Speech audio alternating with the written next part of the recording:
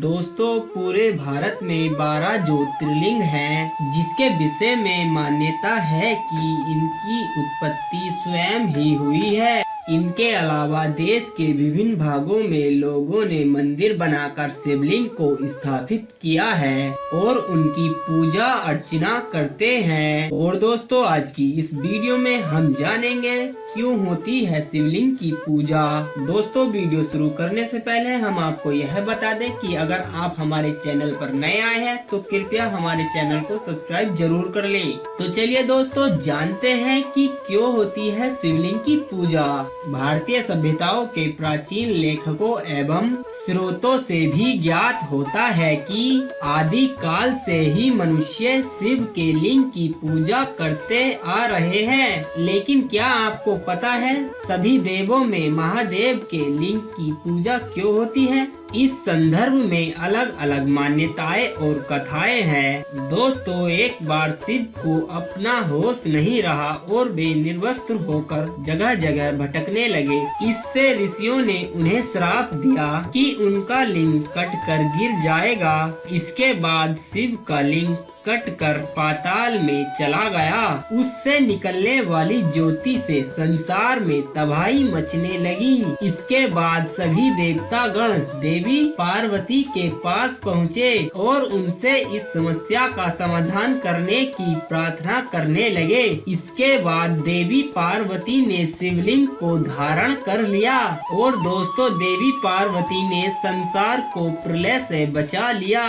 जब से शिवलिंग के नीचे पार्वती का भाग विराजमान रहने लगा। ये नियम बनाया गया कि शिवलिंग की आधी परिक्रमा होगी। दोस्तों, इस प्रकार की कथाएं कई पुराणों में मिलती हैं। शिव पुराण में शिवलिंग की पूजा का जो तथ्य मिलता है वो तथ्य इस कथा से अलग है। शिव पुराण में शिव को संसार की उत्पत्ति का कारण और पर ब्रह्मा कहा गया है। इस पुराण के अनुसार भगवान शिव ही पूर्ण पुरुष और निराकार ब्रह्मा है। इसी के प्रतीक आत्मक रूप में शिव के लिंग की पूजा की जाती है। भगवान शिव ने ब्रह्मा और विष्णु के बीच के विवाद को लेकर दिव्य लिंग प्रकट किया था। इस लिंग का आदि और अंत ढूंढते हुए ब्रह्मा और विष्णु को शिव के पर ब्रह्म रूप का ज्ञात हुआ। इसी समय से शिव के पर ब्रह्म मानते हुए उनके प्रत्येक रूप में शिवलिंग की पूजा प्रारंभ हुई। पा और मोहनजोदड़ो की खुदाई से पत्थर के बने लिंग और योनि मिले हैं। एक मूर्ति ऐसी मिली है जिसके गर्भ से पौधा निकलता हुआ दिखाया है। ये प्रमाण है कि आरंभिक सभ्यताओं के लोग प्राकृतिक के पूजक थे।